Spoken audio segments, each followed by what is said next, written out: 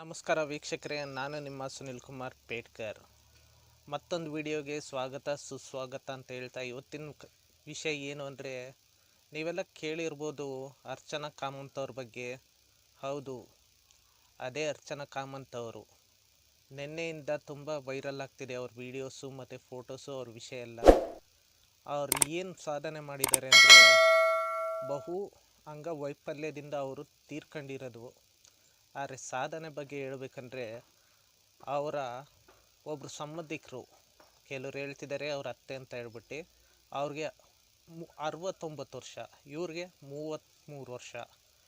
ಅವ್ರಿಗೆ ಕಿಡ್ನಿ ದಾನ ಮಾಡಿದ್ದಾರೆ ಅಂತ ಕೆಲವರು ಹೇಳ್ತಾರೆ, ಕೆಲವರು ಬೇರೆ ಥರ ಹೇಳ್ತಾರೆ, ಬೇರೆ ಅಂಗ ದಾನ ಮಾಡಿದ್ದಾರೆ ಅಂತ. ಆದರೆ ಯಾವುದಂತ ನಮಗೂ ಸರಿಯಾಗಿ ಗೊತ್ತಿಲ್ಲ.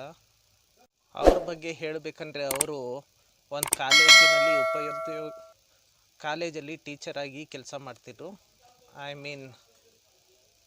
ಕಾಲೇಜಿನಲ್ಲಿ ಉಪಾಧ್ಯಾಯಕಿಯಾಗಿ ಕೆಲಸ ಮತ್ತು ಅವ್ರಿಗೆ ಸಮಾಜದ ಬಗ್ಗೆ ಎಷ್ಟು ಕಾಳಜಿ ಇತ್ತು ಅಂದರೆ, ನಿಜ ಎಲ್ರಿಗೂ ಕಷ್ಟದಲ್ಲಿ ಸ್ಪಂದಿಸೋರು.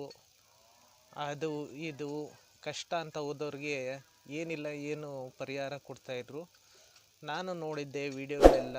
ತುಂಬ ಅಟ್ರಾಕ್ಟಿವ್ ಆಗಿದ್ದರು ಮತ್ತು ಫುಲ್ ಎನರ್ಜೆಟಿಕ್ ಆಗಿದ್ದರು. ಆದರೆ ಇಂಥ ಚಿಕ್ಕ ವಯಸ್ಸಲ್ಲಿ ಇಂಥ ಸಾವು ಬರಬಾರ್ದಾಗಿತ್ತು, ಬಂದಿದೆ. ಆದರೆ ಅವ್ರಿಗೆ ಹೇಗೆ ಅಂದರೆ, ಒಂದು 600ರಿಂದ 700 ಸಲ ಆಪ್ರೇಷನ್ ಮಾಡಿದಾಗ ಆಗುತ್ತಲ್ಲ, ಆ ರೀತಿ ಅವ್ರಿಗೆ ಒಂದು ಕಾಯಿಲೆ ಬಂದಿದೆ ಅಂತ ಹೇಳ್ತಿದ್ದಾರೆ ಡಾಕ್ಟ್ರು. ಅವ್ರು ಬಂದ್ಬಿಟ್ಟು ಈ ಉಡುಪಿ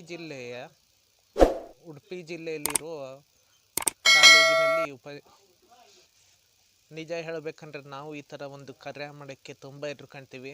ಅಂಥದ್ರಲ್ಲಿ ಅವರ ಸಂಬಂಧಿಕರಿಗೆ ಒಬ್ರಿಗೆ ಈ ಥರ ಕಿಡ್ನಿ ದಾನ ಮಾಡಿಬಿಟ್ಟು ಈ ಥರ ಒಂದು ಕಾರ್ಯ ಮಾಡಿ, ಆದರೆ ಬಹು ಅಂಗವೈಫಲ್ಯದಿಂದ ಅವರು ತೀರ್ಕೊಂಡಿದ್ದಾರೆ ಅಂತ ತುಂಬ ಇದಾಗ್ತಿದೆ.